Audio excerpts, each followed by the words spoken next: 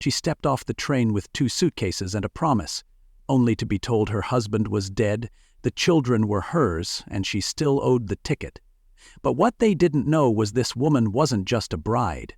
She was the storm. If you've ever felt like the world was rigged before you even showed up, keep listening. And if you're the kind of person who believes quiet strength can shake empires, like, share, and subscribe right now. Because this isn't just a story about survival. This is a blueprint for turning betrayal into legacy. Clara Mayfield's bones ached from the ride. 3 days across the country on hard seats, holding tight to her hope like it might jump ship if she blinked too long. She was 28, black, alone, and had answered a newspaper ad from a man promising marriage and a future out west. She thought she was coming to love. Instead, she was met by a man in a dirty brown suit, arms crossed, lips curled. "Your husband died yesterday," he said, blocking her exit from the platform. "But you still owe us the fare. And his debt." Clara didn't speak right away. Her fingers tightened around the handles of her suitcases like they might steady her spine. "What debts?" she asked, voice calm, low. That's when she saw them. 7 pairs of eyes watching her from the porch of a small house, each one more hollow than the last. Kids. All black. All under 10. All clinging to each other like they'd been born into a world that had already made up its mind about them. Tom Harrison introduced himself like he was doing her a favor. "He owed 3 months of groceries and your ticket out here," he said with the confidence of a man who'd never been questioned by anyone who looked like Clara. "Now that he's dead, someone's got to pay, and these kids, well, they can work, you two. Big house in town needs a maid." He grinned, and something inside Clara broke. Not like a branch, but like a rope snapping. Her voice didn't rise. It turned sharp. "Where is his body?" she asked. "Buried yesterday. Couldn't wait in this heat," he chuckled. "Don't worry, we have plans for you too." That was his mistake. Assuming a woman could be redirected with a chuckle and a threat. That she was alone meant nothing. That she was black meant everything to him. One of the kids stepped forward, tallest of the bunch, maybe 10, holding a baby in his arms. "We won't work for you, Mr. Harrison," he said. "Father said Mrs. Clara would take care of us." That one line changed the air around them. Harrison's jaw tensed. "Your father was delirious, boy. And a black woman alone has no rights here, not even you." But Clara didn't flinch. She'd been underestimated her whole life and had turned it into an art form. "How old are you, son?" she asked, ignoring Harrison entirely. 10, ma'am. I'm Samuel." "Can you read?" "Yes, ma'am. Father taught me. I teach the others too." That was when Clara smiled, not because things were okay, but because now she knew the truth. They weren't dealing with children. They were dealing with firebrands, waiting for someone to strike the match. Clara had been raised during Reconstruction by a mother who turned a patch of land into a business. She knew how to survive men like Harrison. More than that, she knew how to expose them. But Harrison didn't know that. He was still running the same game he ran on every poor widow who came through town. "Mr. Harrison," Clara said, voice coated in something steel and sweet, "I'd like to see the debt papers." "All of them." He laughed. "A white man's word should be enough for someone like you." She tilted her head. "For someone like me?" She pulled an envelope from her bag. "Interesting. Because where I come from, debts come with ink, not spit. And I have a feeling you don't have a single page." That stopped him. He looked at his companion, who suddenly found his boots very interesting. "Listen here, girl." "Mrs. Mayfield?" she interrupted, then handed him the envelope. Inside, a legally certified deed, stamped, notarized, signed by Richard Walker himself, transferring the property and guardianship to Clara Mayfield. Harrison blinked, then stepped back. He hadn't expected resistance. He certainly hadn't expected a document. And what Clara didn't say, what made the silence so dangerous, was that she had more. Much more. The children didn't know it yet, but the woman in front of them wasn't just a stand-in mother. She was a strategist, a protector, a witness with evidence and a plan. You think a woman with 2 suitcases and no husband is weak? You haven't met a woman who planned for this moment her whole life. Share this story if you know someone who's been underestimated and still showed up swinging. Like it if you've ever watched someone flip a setup into a stand, and subscribe, because in the next part, Clara pulls out the second document, and Harrison? He's about to find out what happens when your target has teeth. Tom Harrison's hands trembled as he unfolded the paper. He scanned the seal, his lips pressing tighter the further his eyes traveled down the page. A federally recognized deed, signed by Richard Walker and verified by the Atlanta County Clerk, giving Clara Mayfield full ownership of the property and guardianship of the children in the event of his death. Harrison's mouth opened, then closed. He looked like a man trying to remember how to breathe. This can't be right, he muttered, clinging to his last shred of control. A woman can't own land like this, not here. Clara's smile was sharp, polished by years of swallowing injustice. Oh, but she can, she replied, lifting her chin, especially when that woman already owns 40 acres in Georgia and has kept the papers clean for 5 years. I don't just have the right to be here, Mr. Harrison. I have the power. That was when she reached back into her purse and pulled out a second document, a folded letter with crisp gold trim on its edge. This, she said, is a letter of credit from the National Bank of Atlanta for $500, which, last I checked, could buy half this town if I wanted to. Harrison's face drained of color. $500 was more than he'd seen in a year, and far more than any black woman was supposed to legally move without permission or male accompaniment. But Clara wasn't just moving with permission. She was moving with precision. He stepped back, blinking furiously like he could wipe the paper out of existence. That deed could be fake, he snapped. I'll check with the sheriff. Clara's tone didn't shift, not even a hair. Please do. In the meantime, I'll check with the same sheriff about those so-called debts. See if he's interested in how a merchant like you charges a man who always paid in cash. She delivered that line with such quiet assurance, it knocked the breath out of the man beside Harrison, who suddenly decided he had somewhere else to be. Harrison's arrogance crumbled in pieces, but still he had to try. You can't prove anything, he spat. You're bluffing. That's when Clara tilted her head slightly and let the silence stretch, just long enough to unnerve. I may not be able to prove everything yet, she said, pulling a handkerchief from her sleeve. But I know people who can, including my brother Marcus, a lawyer in Atlanta, arriving next week to finalize the papers. That was a lie. Marcus was a blacksmith, but Clara's strength didn't lie in lies. It lay in the fact that she knew exactly how much truth to package with them. And in this town, where men like Harrison had never been challenged by a black woman with a plan, that packaging was more than enough. That night, while the children slept and the house exhaled decades of dust, Clara sat at the kitchen table, listening to Samuel whisper stories his father had told him. She asked about the debts, the deliveries, the men who came after dark. She took notes. She organized receipts she found in drawers. She located every scrap of information Richard had left behind, each one a puzzle piece to something larger, when she lifted a loose board beneath the hearth and pulled out a bundle wrapped in oilcloth. Samuel watched her with wide, hopeful eyes. Inside were letters, notes, ledger pages. One of them was labeled Harrison's Real Books. Clara didn't say a word. She just closed her eyes and exhaled slowly, because now she didn't just have a deed. She had a blueprint for a takedown. Here's the part that too many people forget. Strength isn't just muscle or voice. Sometimes it's knowing what to keep and what to reveal. Clara wasn't just surviving, she was designing. And that's what makes women like her dangerous to men like Harrison. He thought she came to serve. He didn't know she came to audit. He thought she'd be afraid. He didn't know she'd come prepared. If you've ever had to stand your ground while being underestimated, this is your moment. Like this story, if you've ever kept a receipt that saved your life, share it if you know someone who's been written off before they've had a chance to speak, and subscribe because in the next part, Clara finds something hidden in Richard's journal that makes this personal, real personal. And the next time Harrison knocks, he won't be alone. But neither will Clara.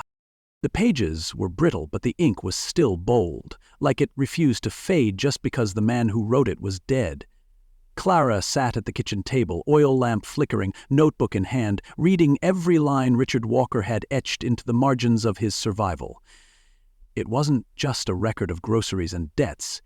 It was a confession, a ledger of exploitation stretching back 5 years. Harrison's name appeared more times than any other, each line paired with names of families, numbers, dates, small notes like "warned him not to ask questions" or "child sent to help after third notice." Clara's hands didn't shake, but her breath hitched. This wasn't business. It was a blueprint for systemic cruelty. Richard had been building a case, alone. And that mistake had cost him his life. Clara wouldn't make the same mistake. The next morning, she penned 5 letters. Not to family, not to friends, but to people she had once marched with, written speeches for, organized with during her days in Georgia. She still remembered the names of 2 local editors who had run columns on corruption. She remembered the attorney who had helped save a black-owned farm from being seized under false liens, and she remembered a woman named Geraldine Watts, a widow who now ran a printing press with the kind of reach Harrison wouldn't see coming until it swallowed him whole. Clara sealed each envelope with a piece of cloth from her apron, a signature none of them would mistake. Samuel watched her, curious and cautious. "Are we safe?" he asked. Clara looked up slowly. "Not yet," she said. "But we're no longer alone." What she didn't tell him was that every letter included copies of the most damning pages from the ledger. This wasn't just going to be a fight, it was going to be a wildfire. But fires attract enemies before they bring light. That afternoon, Clara heard wheels on gravel, boots on wood, and the heavy sound of confidence masquerading as law. Harrison was back. This time with Sheriff Morrison and 2 other men she didn't recognize. The sheriff wore a long coat that didn't quite fit and eyes that danced between guilt and greed. Clara smoothed her apron, checked her pocket for the documents, and opened the door without fear. "Gentlemen," she said warmly, "I trust you didn't come all this way for tea." Harrison stepped forward, his voice sharp. "This woman is unlawfully claiming property. She's corrupting minors, and I have reason to believe she's hiding forged documents." Clara didn't blink. Instead, she took a step aside and gestured toward the kitchen table where a fresh pot of coffee steamed next to a stack of very real, very legal papers. Sheriff Morrison hesitated. "We just want to take a look," he said, more uncertain than accusatory. Clara smiled, but it was the kind of smile that made men nervous. "Then by all means, but let me save you the trouble." She pulled out Richard's ledger and opened to a bookmarked page. "Loan to the Johnson family," she read. $20 in January, $150 by June. Interest rate of 40%. Payment missed. Resolution: their daughter was to help out at Harrison's house. She turned the book toward the sheriff. "Would you like to keep reading?" The room fell silent. Harrison's jaw locked, but his forehead was sweating now. Clara pressed on. "I have 5 more entries like this, all notarized, all dated, and all copied, just in case anyone's tempted to make these disappear." Then came the final twist, the one Harrison didn't see coming. Clara pulled out a sealed envelope, addressed not to the sheriff, but from a law office in Atlanta. "This letter arrived yesterday," she said. "It contains a preliminary filing for a class-action lawsuit. Several families who you'll recognize are named plaintiffs, and Richard Walker. He sent copies of these entries weeks before he died. I'm simply the one delivering the final chapter." Harrison stumbled back, pale as milk. But Clara wasn't done. She leaned in, eyes burning now. "You thought this was just a story of land, but it's not. It's about labor, about children, about silenced voices turned into leverage. You murdered a man who tried to protect his family, and now every lie you ever told is being read aloud, line by line. If you've ever been told to stay quiet when you had proof, Listen to Clara's voice. If you've ever wanted someone to say what needed to be said at the exact right time, let this be your moment. Like this story if you know that documentation can be a weapon. Share it if you've ever been underestimated by a system that didn't think you could fight back. And subscribe, because in the next part, Clara shows the sheriff exactly how Richard died. And when she does, the handcuffs don't go on her wrists. They go on Harrison's. Sheriff Morrison looked down at the ledger as if it had grown teeth. His hands hovered above the pages but didn't touch. Clara could see it in his eyes. This wasn't the first time someone had whispered about Harrison's practices, but it was the first time someone had backed it up with undeniable proof. Harrison, for all his swagger, suddenly seemed 10 pounds smaller. "You're believing this woman over a respected businessman?" He scoffed. "She's fabricating these numbers. She's manipulating you." Clara didn't raise her voice. She simply pulled out the third document, folded neatly inside her apron, like it had been waiting for its cue. "You want fabrication?" she said. "Here's what a real report looks like. It's from Dr. Benjamin Hayes, the state medical examiner. It arrived this morning. It confirms Richard Walker died not of fever, but arsenic poisoning." The words hit the porch like thunder. Morrison's shoulders stiffened. One of the men behind him muttered something under his breath and stepped backward. Harrison's eyes went wild. "You can't. That's not. You don't have that kind of money." Clara didn't move. "Mr. Harrison, you keep mistaking the cost of things for their value. I didn't spend money. I spent connections. I spent years building the kind of trust that gets doctors to answer your letters, journalists to follow your leads, and lawyers to draft lawsuits before the ink dries on the murder."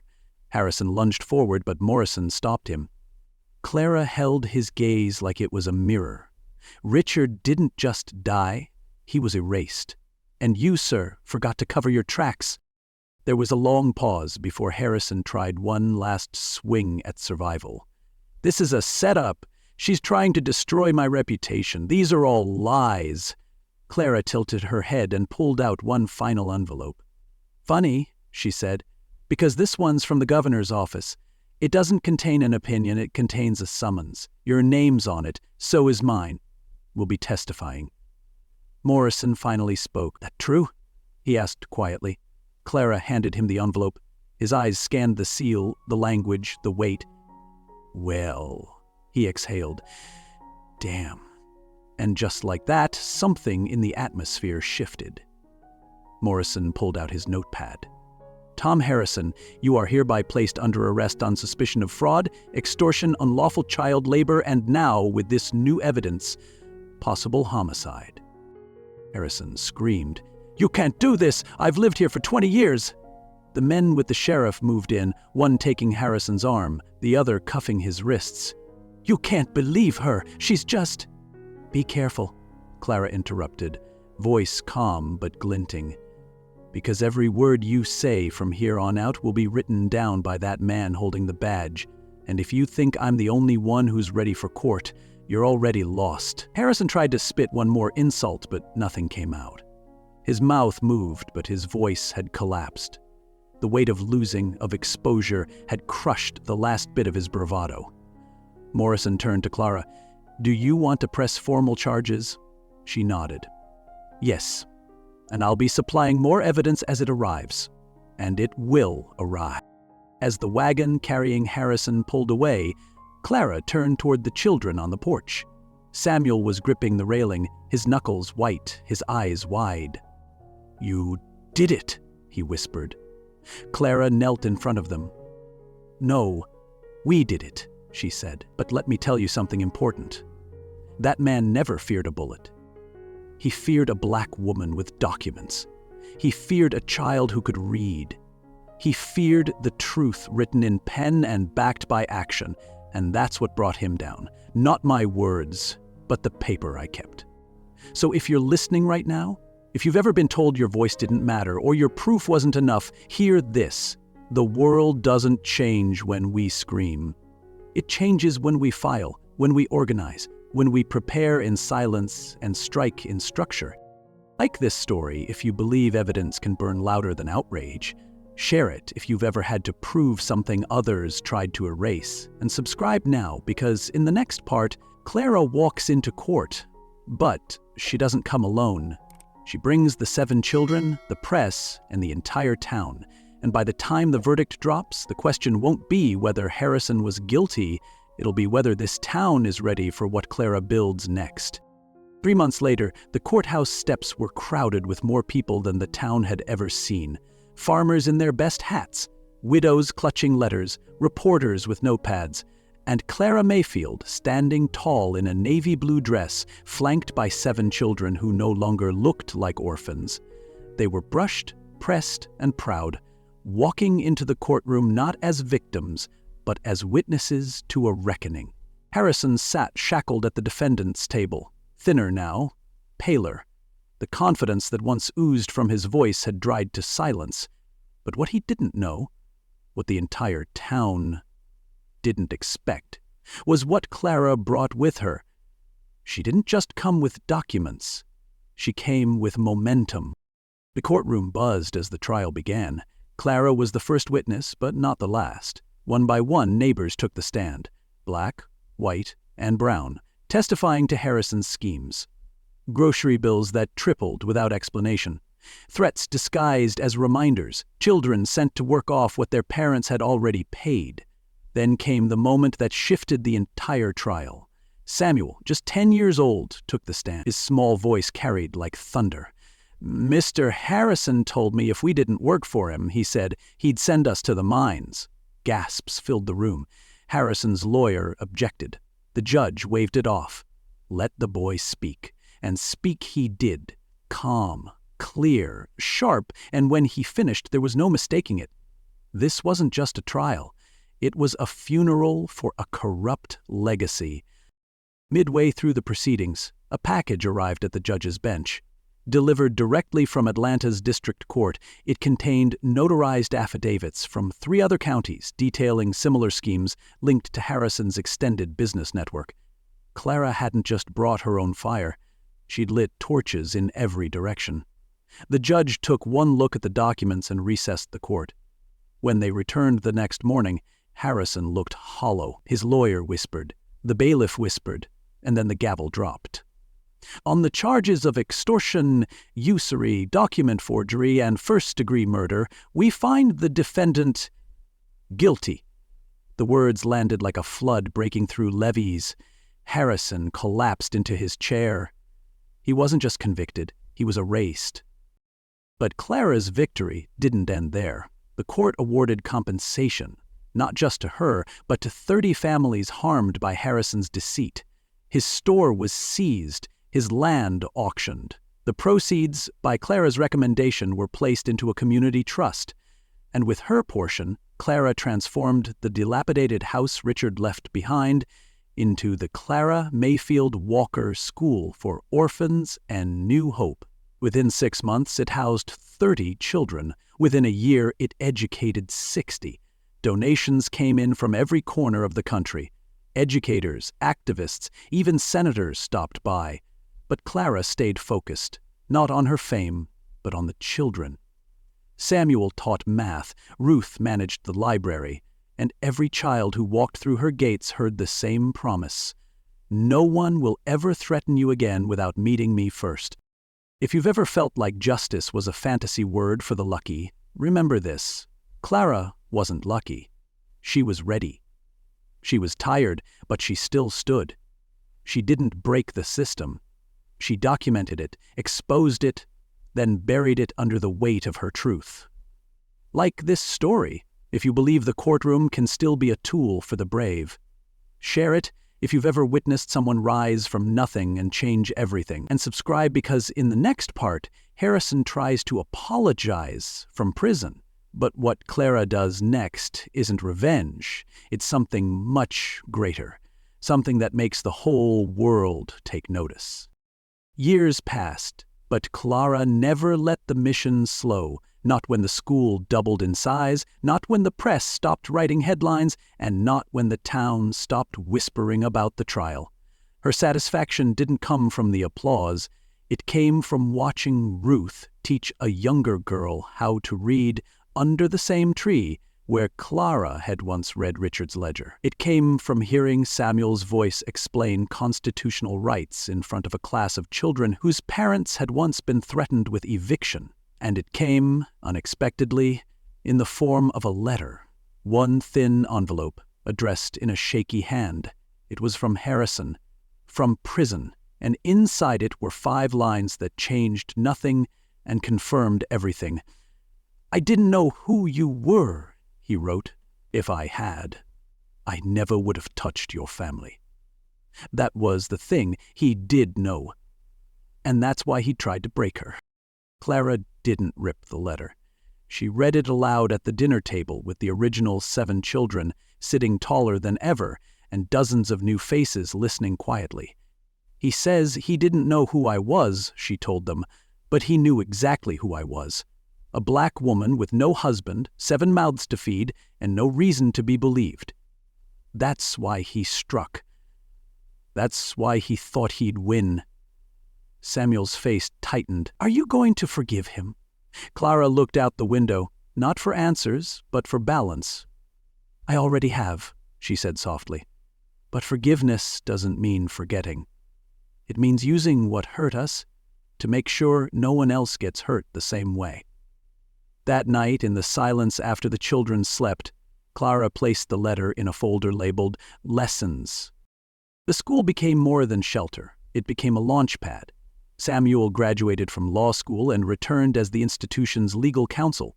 Ruth earned a degree in education and took over as headmistress when Clara turned 60. By then, the school served more than 200 students a year. Alumni included teachers, journalists, and one senator who credited Clara's legacy with inspiring her run for office. But Clara never wore power like a badge. She wore it like armor, quiet, protective, ready. When asked what her proudest moment was, she didn't mention the courtroom or the governor's visit. She said, "The proudest moment was when one of my students stood up to a landlord trying to double his mother's rent, and won." On the school's 20th anniversary, Clara was asked to give a speech to donors and dignitaries. But instead of listing achievements, she told them a story. "20 years ago," she began, "a man tried to break a family before it began. He thought we were weak, but we weren't weak. We were seeds. And storms don't kill seeds, they wake them." Her voice didn't rise, it deepened. Harrison thought his power came from money, from fear, from tradition. But real power? It comes from doing the thing they say you can't do, and then building something so strong they can't tear it down, even when they try. The room was quiet, no applause, no fanfare, just awe. That was Clara's rhythm. She didn't demand claps, she demanded action.